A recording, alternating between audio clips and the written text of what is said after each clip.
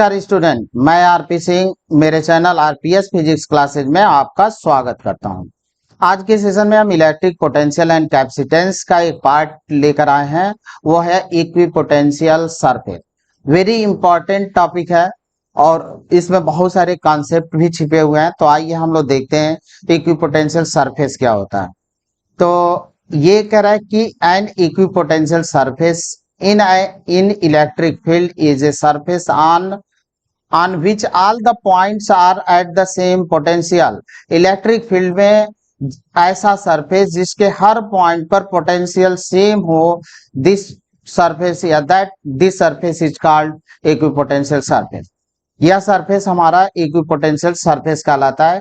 अब यहाँ पे अगर हम एक इलेक्ट्रिक फील्ड में कोई ऐसा सरफेस टेक कर लें जिसके हर पॉइंट पर यहाँ पे हर पॉइंट पर पोटेंशियल सेम हो। अगर इसको हम ये ले लें कि 10 वोल्ट पर है तो ये भी पॉइंट 10 वोल्ट पर होगा। यानी दूसरे रूप में हम ये कह सकते हैं कि ये मान लें कि 1 पॉइंट है, ये 2 पॉइंट है, तो दूसरे रूप में हम ये कह सकते हैं कि the difference between any 2 point on an equipotential surface is 0। तो इसको हम दूसरे रूप में ये कह सकते हैं कि in other word the potential difference between any 2 points on an equipotential surface is 0। तो इक्विपोटेंशियल सरफेस पर 0 होता है। यहाँ पे हम 2 पॉइंट ले चुके हैं। अब इनके बीच का अगर डिफरेंस हम फाइंड करना चाहते हैं और इसको हम लिख दें डेल्टा भी, तो ये हमको मिलेगा 10 volt minus 10 volt equal to 0। ये हमको 0 मिलेगा। यानी कोई भी इक्विपोटेंशियल सरफेस है और 2 पॉइंट का पोटेंशियल डिफरेंस होता है, वो होता है 0। अब यहाँ पे एक सरफेस लेते हैं। Equipotential surface can B 2D या 3D। तो इक्विपोटेंशियल सरफेस हमारा 2D भी हो सकता है और 3D भी हो सकता है। अब 2D 2D means 2 dimensional, 3 dimensional, यानी equipotential surface can B 2D and 3D। 2D भी हो सकता है, 3D भी हो सकता है। अब हम पॉइंट चार्ज के लिए इक्विपोटेंशियल सरफेस ड्रा करते हैं। Electric potential due to point charge Q at distance R. तो हम लोग देखे थे कि अगर यहाँ पे पॉइंट चार्ज है और r डिस्टेंस पर कोई पॉइंट P है, तो यहाँ पे जो हमारा पोटेंशियल होता है V पोटेंशियल लेते हैं तो K Q अपॉन R ये होता है। अगर R कांस्टेंट हो जाए हमारा, तो R कांस्टेंट होगा तो पोटेंशियल भी हमारा कांस्टेंट होगा। यानी कॉन्सेंट्रिक स्फेरिकल सेल्स जो होंगे वो क्या होंगे, हमारे इक्विपोटेंशियल सरफेस होंगे। तो यहाँ पे V equal to 1 upon 4 pi epsilon 0 Q upon R, point charge के कारण पोटेंशियल होता है। अब यहाँ पे हमने ये देख लिया कि अगर हमारा R कांस्टेंट है तो ये पोटेंशियल भी कांस्टेंट होगा, V हमारा कांस्टेंट होगा। तो therefore V equal to 1 upon 4 pi epsilon 0 Q upon R। R constant है तो पोटेंशियल हमारा कांस्टेंट होगा। तो V अगर कांस्टेंट है, R कांस्टेंट है, तो V हमारा कांस्टेंट होगा। इसी को बेस बनाकर हम पॉइंट चार्ज के लिए इक्विपोटेंशियल सरफेस ड्रा करेंगे। Thus the equipotential surface of a point charge are concentric spherical shell with their centre as point charge. यानी सेंटर पर हमारा पॉइंट चार्ज हो जाएगा और जितने भी कंसेंट्रिक सेल होंगे हमारे, वो कंसेंट्रिक सेल इक्विपोटेंशियल सरफेस होंगे।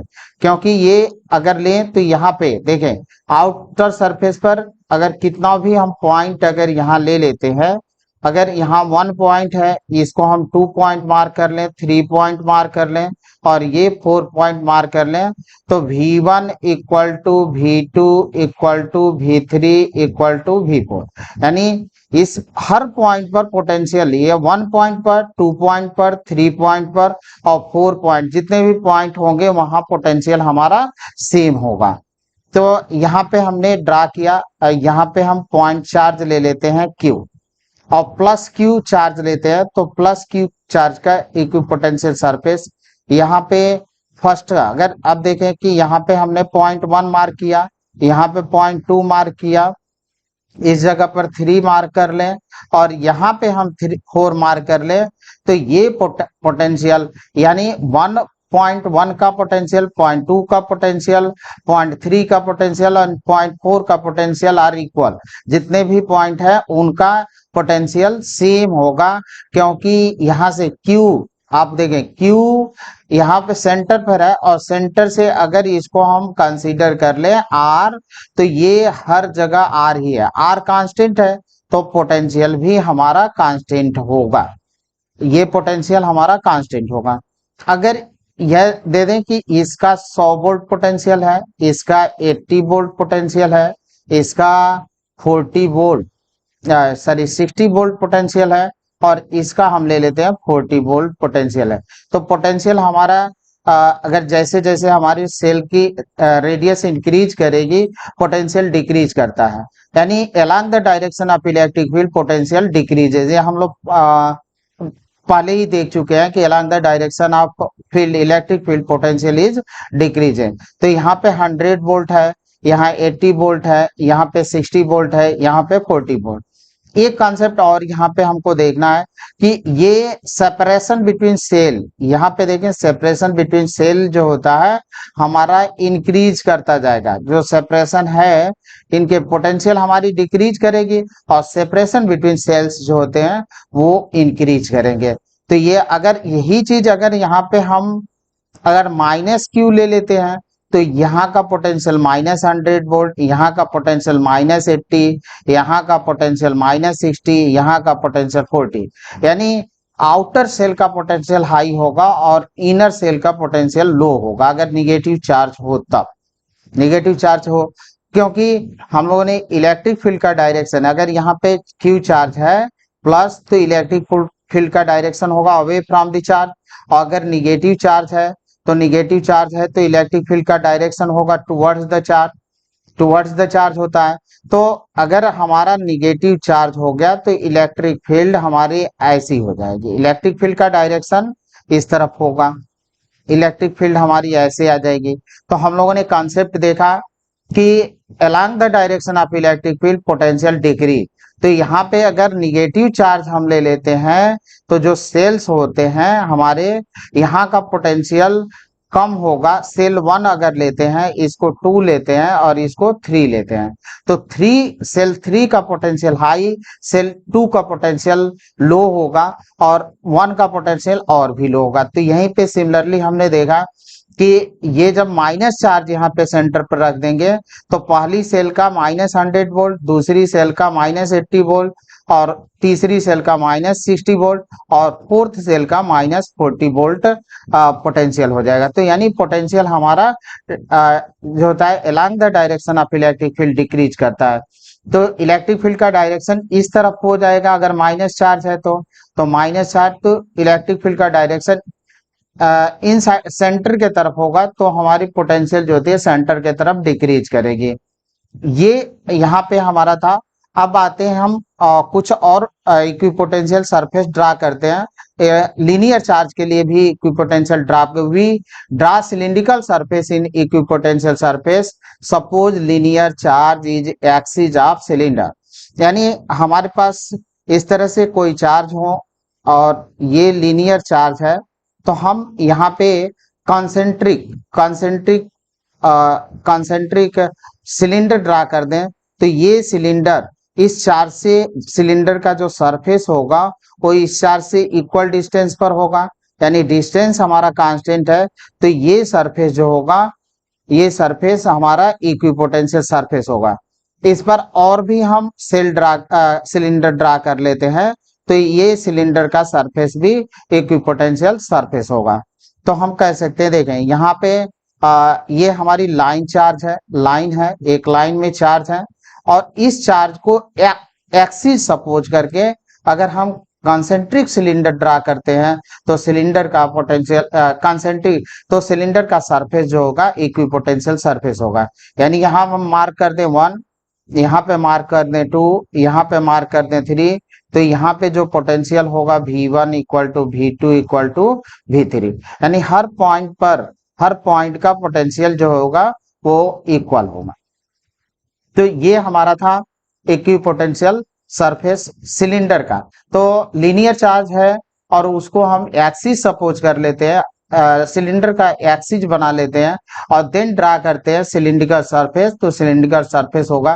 कंसेंट्रिक बहुत सारे बना सकते हैं और सारे सरफेस, जितने भी सारे सरफेस होंगे तो वो आपके क्या हो जाएंगे, इक्विपोटेंशियल सरफेस हो जाएंगे। सिमिलरली हम आते हैं एक और ड्रा करें, in uniform electric field plane surface are equipotential surface. Plane, ये plane plane surface are equipotential surface draw normal to electric line of force. तो ये कह रहा है कि in uniform electric field plane surface are equipotential surface. Plane surface जो होते हैं वो इक्विपोटेंशियल सरफेस होते हैं और उनको हम ड्रा कैसे करें, normal to electric line of force. वो जितने भी प्लेन सरफेस होगा वो नॉर्मल टू इक्विपोटेंशियल सरफेस होगा।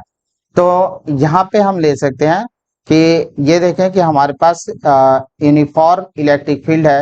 यूनिफॉर्म इलेक्ट्रिक फील्ड को हम पैरेलल लाइन से रिप्रेजेंट करते हैं। तो ये यूनिफॉर्म इलेक्ट्रिक फील्ड है और इसमें दो प्लेन सरफेस हैं। तो प्लेन सरफेस हमारे प्लेन सरफेस है और ये normal to the field line normal है, यानी आप ऐसे कंसीडर कर सकते हैं कि ये हमारे पास प्लेन सरफेस है और इस पर इस तरह से इलेक्ट्रिक लाइन ऑफ फोर्स है, प्लेन है, परपेंडिकुलर है। तो इस तरह से हमारी line electric line of forces है जो इसको पेंट्रेट करते हुए बाहर की तरफ निकल रही है। तो नॉर्मल है और प्लेन हमारा ऐसे है। तो ये प्लेन जो है हमारा वो प्लेन इक्विपोटेंशियल सरफेस होगा। तो ये प्लेन हमारा इक्विपोटेंशियल सरफेस होगा। तो ये यहाँ पे हम कोई भी पॉइंट, एक पॉइंट यहाँ ले लें, एक पॉइंट यहाँ ले लें, एक पॉइंट यहाँ ले लें, तो हर पॉइंट का 1 पॉइंट, 2 पॉइंट और ये 3 पॉइंट, तो हर पॉइंट का पोटेंशियल जो होगा वो सेम होगा। अब एक कंसेप्ट और देखेंगे, बार बार हम लिख रहे हैं V1 V2, इसका मीनिंग बताते हैं कि इसका पोटेंशियल V1 है, इसका पोटेंशियल V2 है। तो अब आइए इस कंसेप्ट को हम देख लेते हैं। Since potential decreases along the direction of electric field, therefore V1 is greater than V2। जितने भी हम लोगों ने बनाया था तो यहाँ पे हमारी V1 सरफेस है, पोटेंशियल इसका V1 है और इस आउटर सिलेंडर का पोटेंशियल जो होता है V2 है। तो इलेक्ट्रिक फील्ड के डायरेक्शन में हमने देखा कि पोटेंशियल डिक्रीज कर रहा है।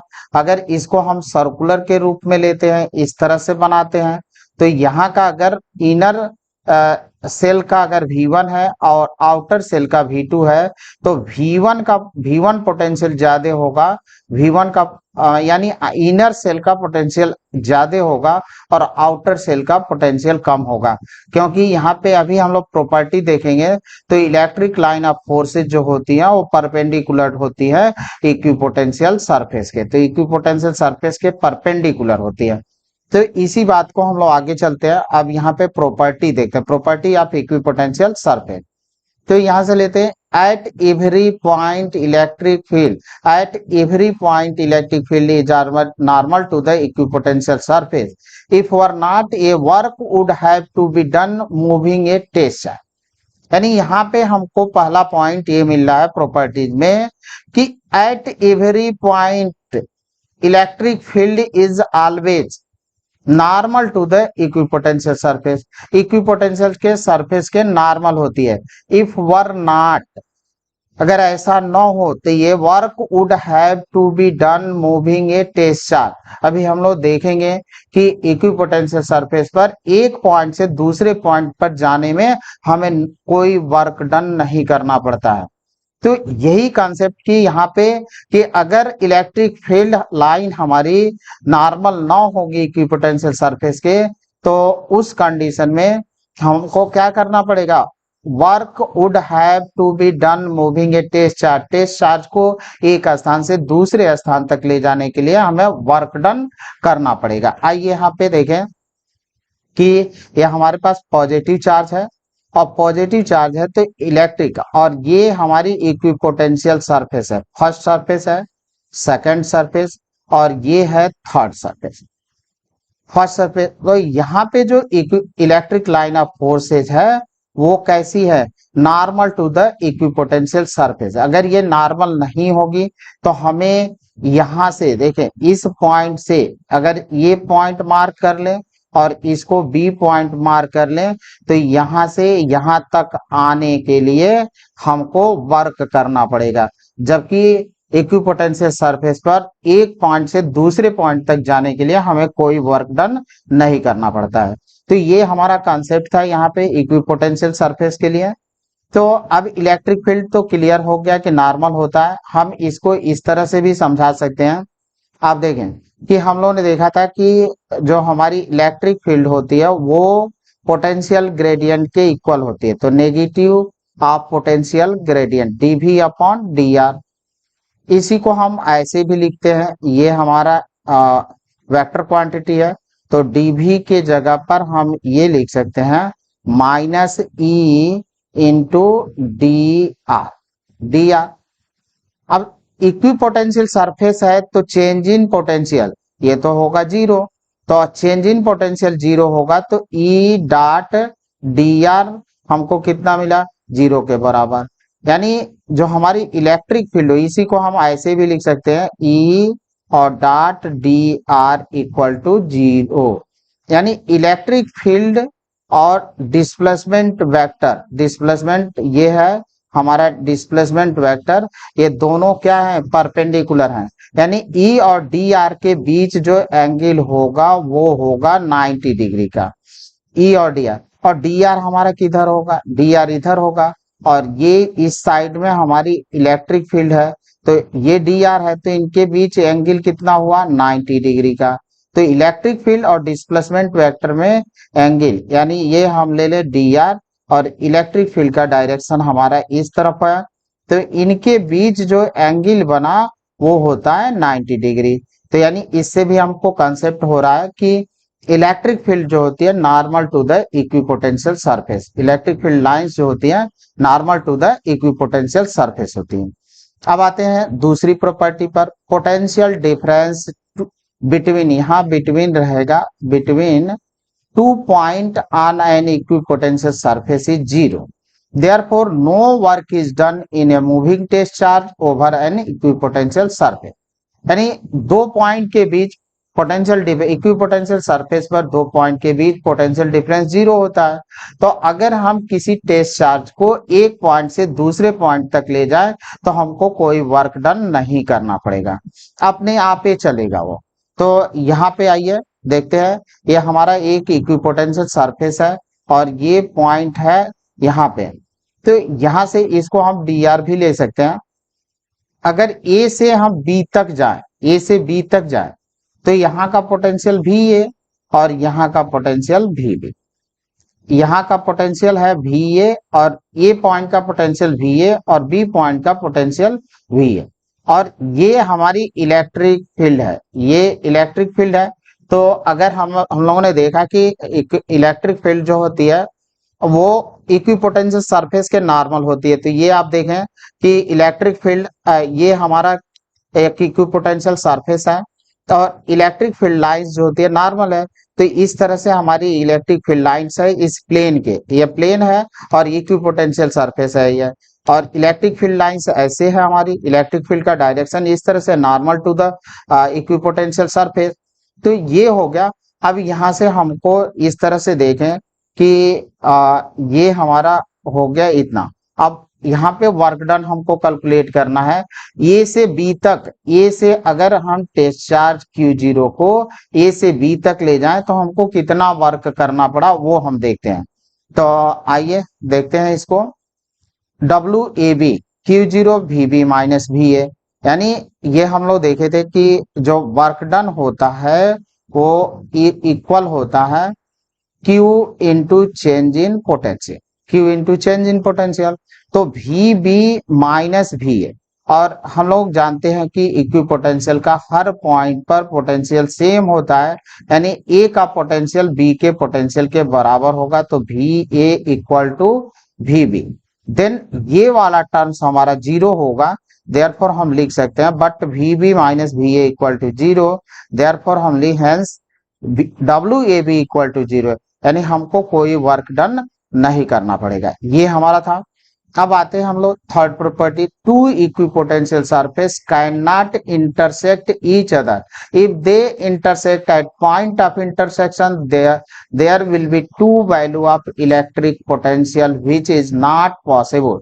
इलेक्ट्रिक पोटेंशियल या इलेक्ट्रिक फील्ड की टू वैल्यू हो जाएगी, तो अब वो संभव नहीं है कि इलेक्ट्रिक फील्ड, अब इसको आप ऐसे समझ सकते हैं, देखें कि हमारे पास एक इक्विपोटेंशियल सरफेस ये है और ये इक्विपोटेंशियल सरफेस ये, तो अभी हम लोगों ने देखा इस तरह से हमारे इक्विपोटेंशियल सरफेस है, तो अब ये इसका डायरेक्शन ऐसे और इसका जो इक्विपोटेंशियल नीचे की तरफ है उसका डायरेक्शन ऐसे, तो दो प्लेन हम ले रहे हैं और दोनों प्लेन पर जो इक्विपोटेंशियल सरफेस होगा वो इलेक्ट्रिक फील्ड हमारी क्या होगी, तो यहाँ पे देखें कि ये यहाँ पे इंटरसेक्ट कर रहे हैं, ये इक्विपोटेंशियल सरफेस फर्स्ट है, एक इक्विपोटेंशियल सरफेस ये ऐसे है, तो अब ये इस तरह से रखे गए हैं, ऐसे ऐसे इंटरसेक्ट कर रहे हैं इस तरह से, फर्स्ट सिचुएशन का नहीं, ये ऐसे इंटरसेक्ट कर रहे हैं इस तरह से। एक प्लेन जो होता है आपका पट है, इस तरह से पट है, और एक प्लेन ऐसे इस तरह से, एक प्लेन ऐसे पट के तरफ से और एक प्लेन खड़ा है इस तरह से, तो इस पर जो इलेक्ट्रिक फील्ड का डायरेक्शन होगा इस तरह से होगा। इस लोअर प्लेन के लिए, लोअर इक्विपोटेंशियल सरफेस के लिए जो हमारी फील्ड होगी, इलेक्ट्रिक फील्ड होगी, उसका डायरेक्शन ऐसे होगा और इसके लिए ऐसे डायरेक्शन होगा, यानी एक ही पॉइंट पर, एट पॉइंट ऑफ इंटरसेक्शन पर एक इलेक्ट्रिक फील्ड का डायरेक्शन इस तरफ और इस प्लेन के लिए इस इलेक्ट्रिक फील्ड का डायरेक्शन ऐसे, क्योंकि हम लोगों ने देखा कि इक्विपोटेंशियल सरफेस के नॉर्मल होती है इलेक्ट्रिक फील्ड लाइंस, तो इलेक्ट्रिक फील्ड का डायरेक्शन इसके लिए ऐसे और इसके लिए ऐसे हो रहा है, इसके लिए ऐसे हो रहा है और इसके लिए हमारा ऐसे हो रहा है इस तरह से, तो देयरफॉर हम कह सकते हैं कि एक ही स्थान पर इलेक्ट्रिक फील्ड के टू डायरेक्शन नहीं हो सकते हैं, यानी यहां से हम आ जाते हैं कि एक प्लेन के लिए इलेक्ट्रिक फील्ड का डायरेक्शन जो होगा इस तरफ होगा और एक प्लेन के लिए इलेक्ट्रिक फील्ड का डायरेक्शन जो होगा वो इस तरफ होगा, विच इज नॉट पॉसिबल। ये संभव नहीं है कि एक ही स्थान पर इलेक्ट्रिक फील्ड का, एक ही शंकर जी थोड़े हैं कि तीसरी आंख भी खोल देंगे और पीछे भी देख लेंगे, ऐसा तो संभव है नहीं। तो ये जो है कि क्या कहते हैं कि इलेक्ट्रिक फील्ड का डायरेक्शन जो होगा वो जो होता है कि एक स्थान पर दो तरफ नहीं हो सकता, तो ये दिस सिचुएशन या this condition is not possible.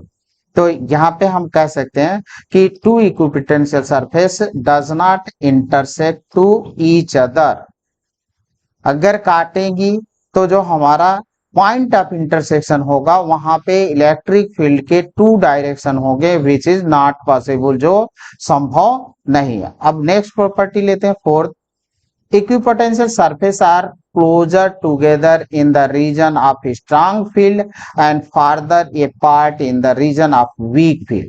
कहने का मतलब देखिए, कहने का मतलब कि जहां पे हमारी इलेक्ट्रिक फील्ड लाइंस जो होती हैं वो क्लोज होती हैं, पास पास होती हैं, वहां पे इक्विपोटेंशियल सरफेस जो होता है, ये कह रहा है इक्विपोटेंशियल सरफेस आर क्लोजर, पास पास होगा, और the region of strong field and farther apart in the region of weak field। ये कंसेप्ट मैं पहले भी बताया था और ये आप याद करें, देखिए यहाँ पे फर्स्ट सरफेस है, यहाँ पे हमारा पॉइंट चार्ज है, अब हम दूसरा अगर सरफेस ड्रा करेंगे तो ऐसे करेंगे, थर्ड करेंगे तो ये जो स्पेसिंग है, ये गैप है बीच का, वो आपका इंक्रीज करता जाएगा, तो ये गैप थोड़ा सा, ये गैप कम हो गया, इसको आप ऐसे कंसिडर करें कि ये गैप जो होती है वो हमारी इंक्रीज करती जाएगी, यानी ये गैप बढ़ता जाएगा।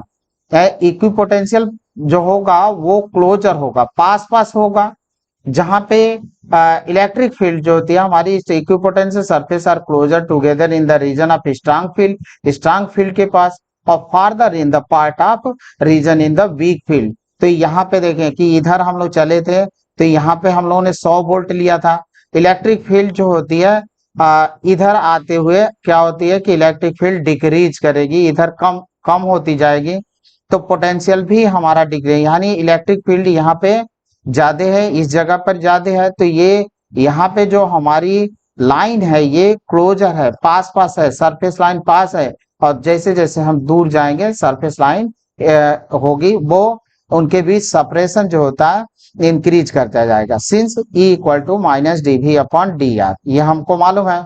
तो डी आर इक्वल टू हम minus D V upon E लिख सकते हैं। अगर हमारा डी वी कांस्टेंट है तो हम डी आर को लिख सकते हैं, कांस्टेंट अगर डी वी है तो D R is directly proportional to 1 upon E, यानी ई जहां ज्यादा होगा वहां पे डी आर हमारा कम होगा, अगर ई कम है तो डी आर अधिक होगा, स्पेसिंग ज्यादा होगी। तो इसी बात को हम यहाँ पे समझाते हैं। देखें कि हमारी यहाँ पे अगर ये ले लें कि यहाँ पे पोटेंशियल 100 वोल्ट, यहाँ पे पोटेंशियल 80 वोल्ट, यहाँ पे पोटेंशियल हमारा है 60 वोल्ट, तो यहाँ पे स्पेस क्या हुआ, स्पेस जो होता है इंक्रीज कर गया, यहाँ पे स्पेस कम हो गया, कम हो गया, और यहाँ पे अगर और भी सेल हो तो और भी कम होगा। यानी इस इनर स्फीयर के पास इलेक्ट्रिक फील्ड हमारी स्ट्रांग है, और जैसे जैसे हम along the direction of field जा रहे हैं इलेक्ट्रिक फील्ड हमारी डिक्रीज करती जा रही है, पोटेंशियल भी डिक्रीज करता जा रहा है।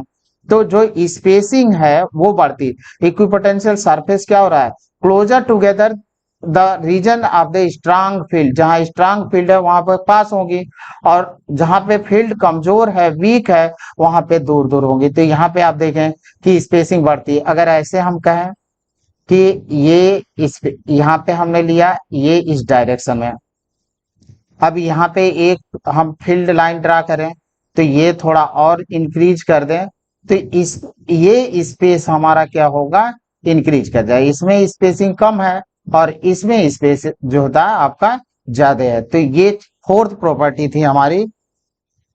अब equipotential surface of electric dipole, dipole की इलेक्ट्रिक पोटेंशियल क्या होती है, डाइपोल में हम लोग देखे थे कि डाइपोल में equal and opposite charge separated by a small distance is system is called electric dipole, इसी को बोलते हैं इलेक्ट्रिक डाइपोल। यानी ये इसमें इक्वल एंड अपोजिट चार्ज है, तो यहाँ पे हम अगर they are close together in the region in between the two charges, यहाँ पे आते हैं तो देखें कि ये इस साइड में जाएं हम तो यहाँ पे प्लस चार्ज, और यहाँ पे इस सरफेस पर माइनस चार्ज।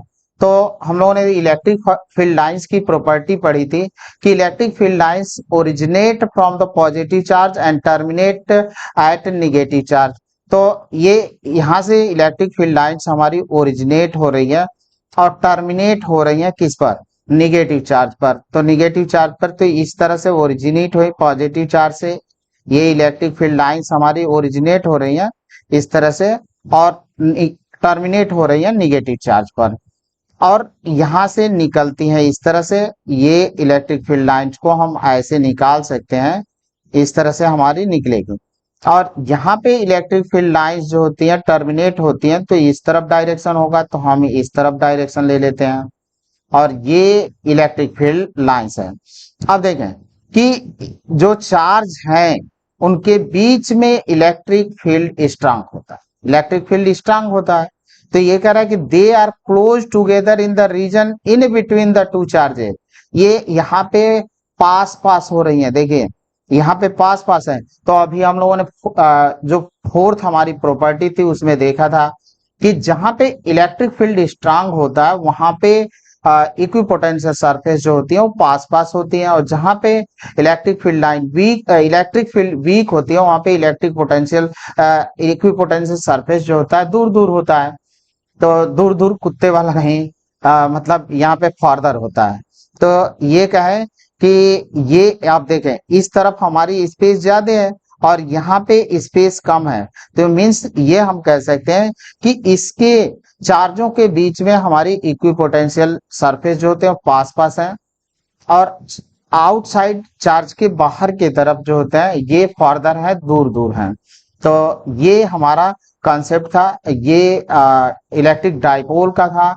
अब इसको हम ऐसे थोड़ा सा इसको हम ऐसे बना दें, ये सेंटर से चलती हैं, ये इस तरह से होंगी, ये हमारी इस तरह से हम बनाकर और ला सकते हैं इसको सेंटर तक। सेंटर तक पहुंचा देते हैं इसको, और सेंटर पर ये सीधी लगभग स्ट्रेट लाइन हो जाती है। इस तरफ भी हमारा ऐसे ही होगा, इस तरह से बनेगा थोड़ा कर्व, और ये इस तरह से हम बना सकते हैं। तो ये हमारी क्या कहते हैं, डाइपोल की इलेक्ट्रिक फील्ड, डाइपोल की इक्विपोटेंशियल सरफेस होता है। तो इनके बीच में इक्विपोटेंशियल सरफेस जो होते हैं क्लोज होते हैं, पास पास होते हैं, और आउटसाइड में दूर दूर होते हैं। अब सिमिलरली हम सिमिलर चार्ज का, पॉजिटिव चार्ज का हम इक्विपोटेंशियल सरफेस देखते हैं। तो हमारे पास टू पॉजिटिव चार्ज ले लेते हैं। तो पॉजिटिव चार्ज में ये कंडीशन हमारा बदल जाता है। तो ये पॉजिटिव है, तो इलेक्ट्रिक फील्ड लाइंस दो ओरिजिनेट होती है पॉजिटिव चार्ज से, बट ये इनके दोनों पॉजिटिव है तो इनके बीच में फोर्स ऑफ रिपल्सन है। तो तो ये लाइन जो होती है ओरिजिनेट होती है और फिर ये टर्न हो जाती है, इस तरफ टर्न हो जाएंगी। ये इलेक्ट्रिक फील्ड लाइंस होगी, टर्न हो जाएगी, और ये लाइन हमारी इस तरह से हुई। और यहाँ पे जो इक्विपोटेंशियल सरफेस हुआ वो कैसा हुआ कि ये जो होता है कि बाहर outside the charges equipotential surface are close होती हैं इन बिटवीन, बिटवीन में इनके बीच में जो होती हैं वो फार्दर होती हैं, दूर दूर होती हैं। तो मींस इसका मतलब कि इन चार्जों के बीच में इलेक्ट्रिक फील्ड वीक है और चार्ज के बाहर इलेक्ट्रिक फील्ड हमारा स्ट्रांग है।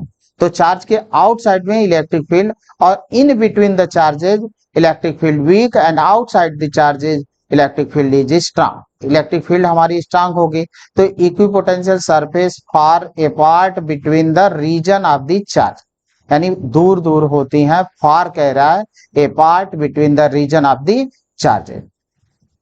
अब कुछ क्वेश्चन हम लेते हैं। क्वेश्चन हमारा फर्स्ट है, ये positive charge Q is move from A to B in each diagram. Each diagram है, ये हमारा A पॉइंट है और ये हमारा B पॉइंट है। सिमिलरली हमारे पास यहाँ पे A पॉइंट है और यहाँ पे B पॉइंट है। ये ऑप्शन है हमारा A, ये ऑप्शन है B, और ये ऑप्शन है C, और ये ऑप्शन है यहाँ पे D लेते हैं। तो D हमारा यहाँ पे है, और ये A पॉइंट है और ये B पॉइंट है। यहाँ पे A पॉइंट है और ये हमारा B पॉइंट। अब हमसे कहा कि positive charge Q is moved from A to B in each diagram. A से B तक हमारा है इस डायग्राम में। तो उस कंडीशन में हमको वर्क डन कितना करना पड़ेगा A से B। तो अब यहाँ पे आए और देखते हैं कि maximum work is required to move the charge Q in figure 3rd. In all the 4 cases, the work done is the same. Minimum work is required to move the charge Q in figure 1. Maximum work is required to move the charge Q in figure 2. तो figure 2, तो ये तो equipotential surface है। Equipotential surface पे एक equipotential surface से हम दूसरे इक्विपोटेंशियल सरफेस पर जा रहे हैं। स्पेसिंग बिटवीन देम जो होता है कि अगर इक्वल है तो हर कंडीशन में हमको वर्क डन सेम करना पड़ेगा, क्योंकि ये भी 10 वोल्ट का है और ये लास्ट वाला 40, ये भी हमारा 10 वोल्ट का है, ये 40 वोल्ट का है, यहाँ पे भी 10 वोल्ट है और ये हमारा 40 वोल्ट का है, ये 40 वोल्ट ये हमारे हैं। तो इस तरह से हम चार्ज को जो मूव कराएंगे तो मूव कराने पर हमको same work in all 4 cases the work done is same, same होगा, सेम करना पड़ेगा। W बराबर Q इंटू डेल्टा भी, तो ये डेल्टा भी अगर हमारा इक्वल है, same in all the 4 cases, her condition में सेम है, देयरफॉर हम कह सकते हैं कि सेम फॉर ऑल केसेस। तो W जो होगा, क्योंकि डेल्टा V पर ही चेंज करना है, तो डेल्टा V हमारा हर कंडीशन में सेम आ रहा था, तो वर्क डन भी हमारा क्या होगा, ऑल केसेस में सेम होगा। क्वेश्चन नंबर 2 लेते हैं, दूसरा, a certain line of forces are perpendicular to the conductor surface. Electric line of forces ये कह रहा है कि perpendicular to the conductor of the surface, और रीजन इसका है कि generally electric field is perpendicular to the equipotential surface. तो इसका मतलब कि जो असर्टन है वो रीजन को क्या कर रहा है, एक्सप्लेन कर रहा है। तो यहाँ पे ऑप्शन है both assertion and reason are true and reason is the correct explanation of the assertion. Second है both assertion and reason are true but reason is not correct explanation of the assertion। C है assertion is true but reason is false। Third है both assertion and reason are false। तो आप यहाँ पे देखते ही लग गया कि हमारा रीजन भी और assertion दोनों जो होते हैं both assertion and reason are true and reason is the correct explanation of the assertion। तो करेक्ट एक्सप्लेनेशन बता रहा है रीजन। तो आंसर हमारा फर्स्ट होगा। अब अनदर क्वेश्चन लेते हैं। Identify the wrong statement. Wrong statement identify करना है। Equipotential surface due to the single point charge is spherical. ये सही है, सिंगल पॉइंट चार्ज है तो इसकी इक्विपोटेंशियल सरफेस स्फेरिकल ही होती है। पॉइंट चार्ज की इक्विपोटेंशियल सरफेस थी, ये तो हमारा करेक्ट है। हमको रॉन्ग स्टेटमेंट बताना है। Equipotential surface can be constructed for dipoles too, यानी डाइपोल का इक्विपोटेंशियल सरफेस हम कंस्ट्रक्ट कर सकते हैं। तो अभी तो हम लोगों ने डाइपोल का कंस्ट्रक्ट किया है, तो ये भी हमारा सही है।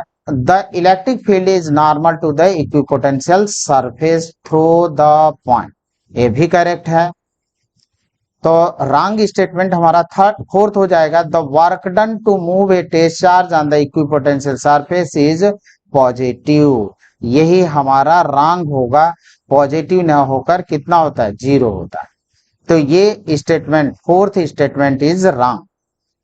तो आंसर हमारा फोर्थ हो जाएगा। अब आते हैं हम लोग एक क्वेश्चन और लेते हैं, और क्वेश्चन है figure show some equipotential surface, what can you say about the magnitude and the direction of the electric field.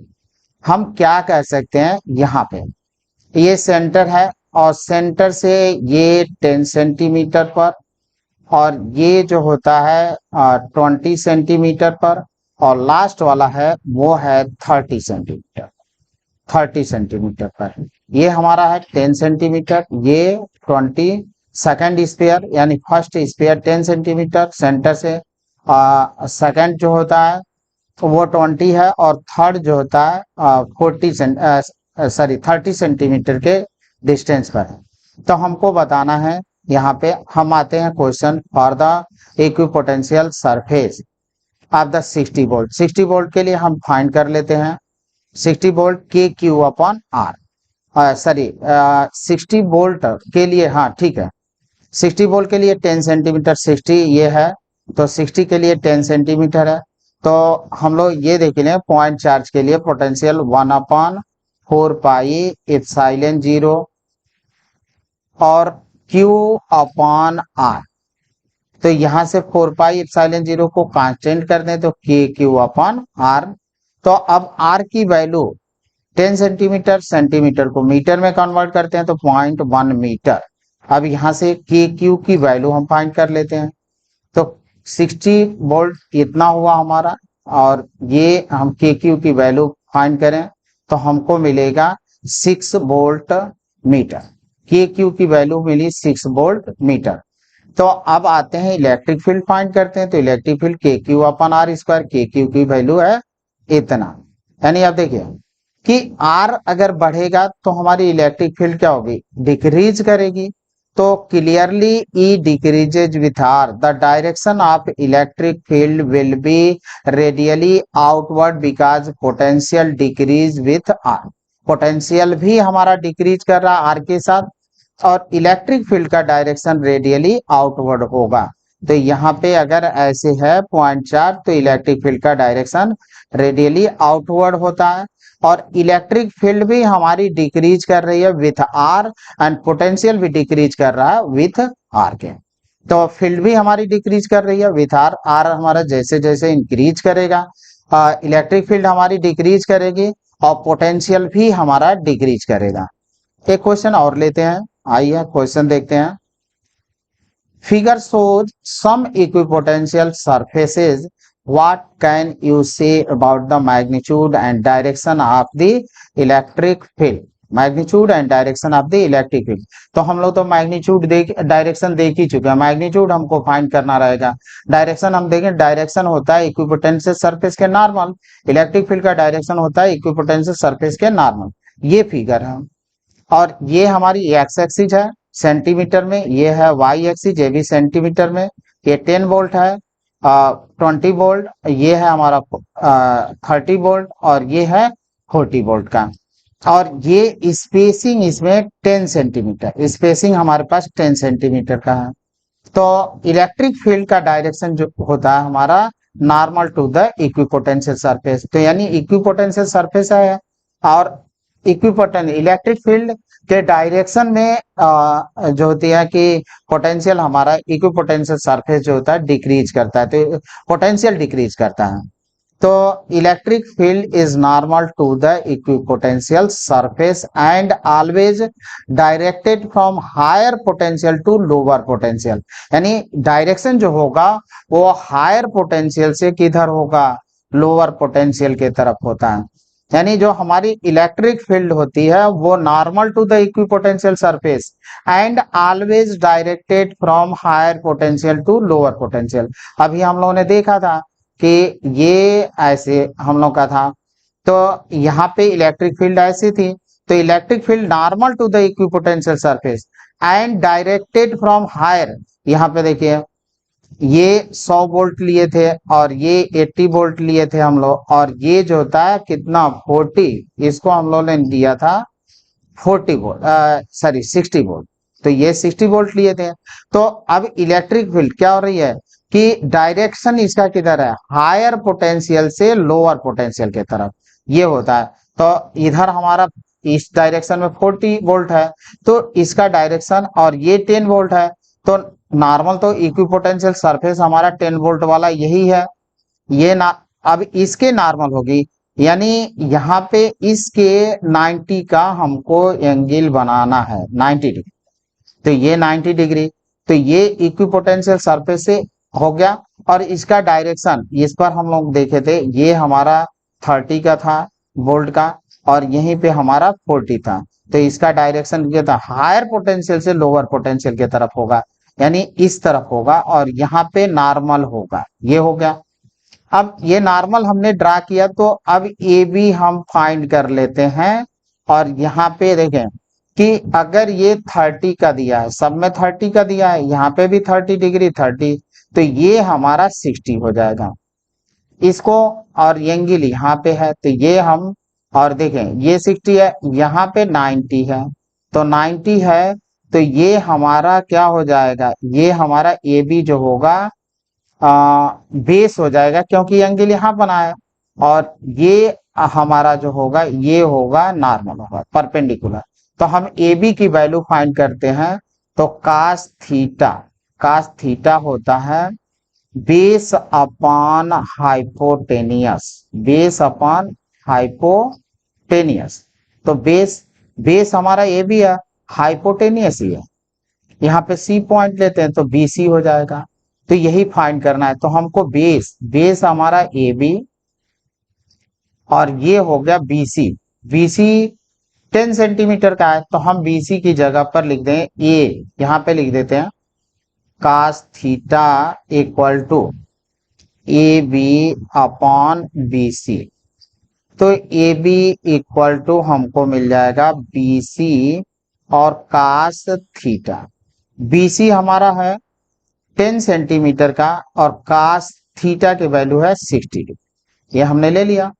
अब ये हो जाएगा 10 इंटू कास 60 की वैल्यू होती है 1/2, तो ये हो जाएगा 5 सेंटीमीटर का, 5 सेंटीमीटर। अब हम फाइंड कर लेंगे, ये तो हमारा डी आर हो गया, तो अब ये भी हम फाइंड कर लिए, डी आर की वैल्यू हमको मिल गई। तो आइए D R equal to 10 into cos 60, 10 into A B यहाँ पे बता दिए, ए बी ही हमारा डी आर है। Normal distance between two constitutive equipotential surface, हमारे पास ए और B two constitutive equipotential 10 volt और 20 volt, two consecutive equipotential surface है, तो इनके बीच का नॉर्मल डिस्टेंस हम डी आर ले रहे हैं। तो डी आर ये हो गया 10 इंटू कास 60 डिग्री, और ये 10 1/2 5 सेंटीमीटर, यानी डी आर हमको मिल गया। हमको फाइंड क्या करना है, अभी तो ये देख हम लोग को मैग्नीट्यूड इलेक्ट्रिक फील्ड का फाइंड करना था, डायरेक्शन तो हम लोगों ने देख लिया कि डायरेक्शन कितना होगा, मैग्नीट्यूड फाइंड करना है। तो डीवी इक्वल टू, डीवी ये होगा 10 वोल्ट का ये है और 20 वोल्ट, तो difference between two equipotential surface 10 minus 20 minus 10 volt ये मिल गया। अब आइए हम लोग रख लेते हैं E equal to minus D V upon D are.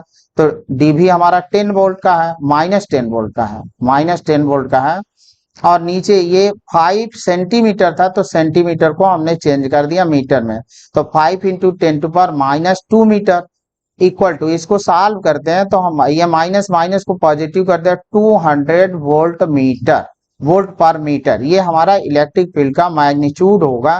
और डायरेक्शन तो हम लोगों ने देख ही लिया था कि डायरेक्शन के क्या हुआ था, डायरेक्शन यहाँ था, electric field is normal to the equipotential surface and always directed from higher potential to lower potential. तो ये हमारा कॉन्सेप्ट है, हायर पोटेंशियल से लोअर पोटेंशियल के तरफ इक्विपोटेंशियल।